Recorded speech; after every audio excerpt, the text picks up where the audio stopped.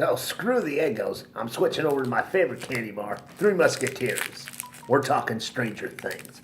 This is a review for Stranger Things 2, Chapter 4, Will the Wise. So, ask and you shall receive. So in my last video, I was talking about how I didn't think there was any suspense in the first three episodes. You know, they were good. They were fun. They were funny. But, you know, they didn't have any real suspense. Now we've got Demogorgons. We got something in the ground, turning the place into the upside down. And, of course, Demon Dick is really going to be a dick. So anyway, everyone's out investigating certain things around Hawkins.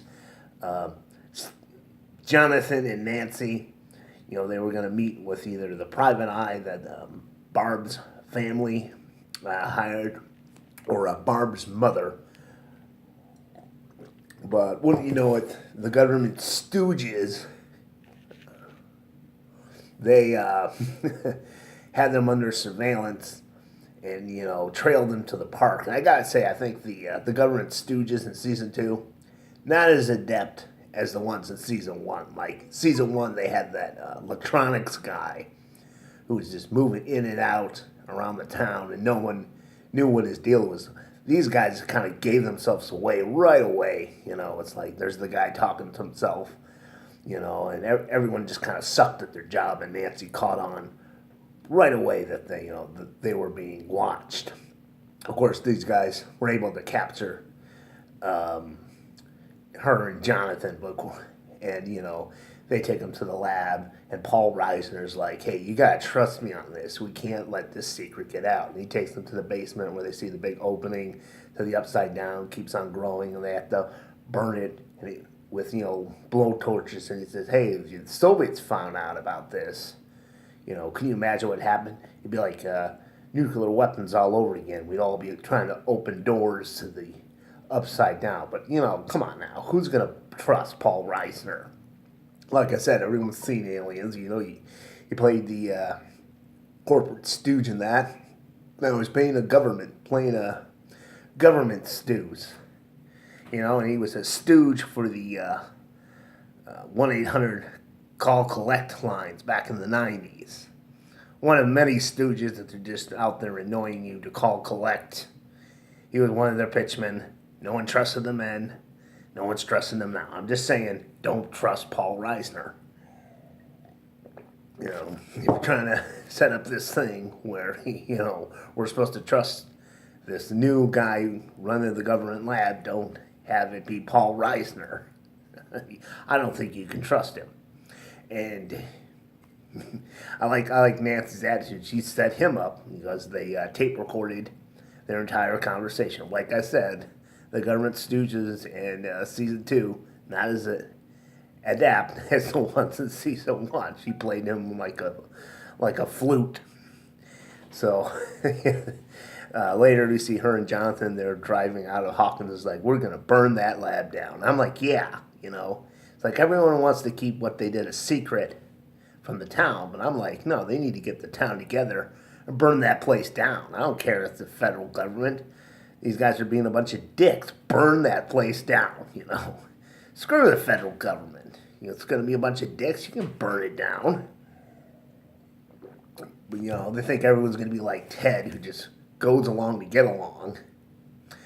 Speaking of which, why are all these groups working together? You got the kids, you know, you got Mike, Dustin, and Lucas. You know, they're out trying to find D'Artagnan, you know, the slug.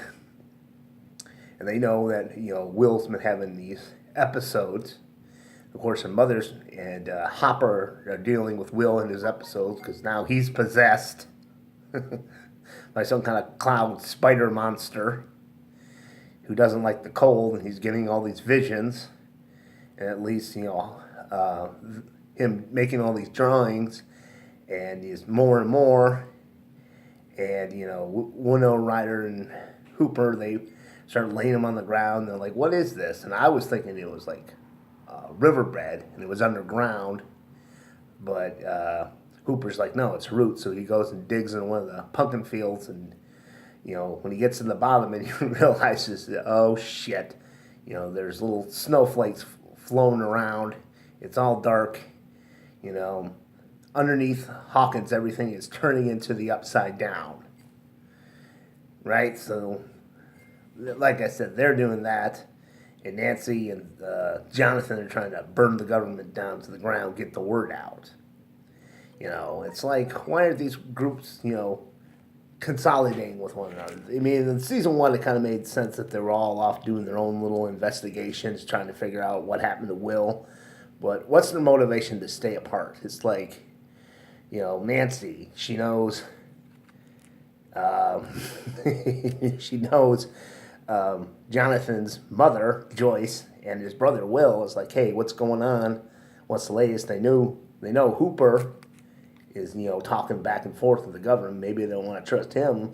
But then, of course, there's also her brother and his friends. Why aren't they consulting with one another? And, like, oh, I found this out. We found this out. You found that out. Let's all work together.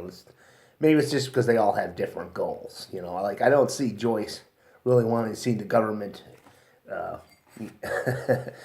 labs being burned down because she needs the health care for Will. I mean, he's being possessed by a giant smoke spider monster.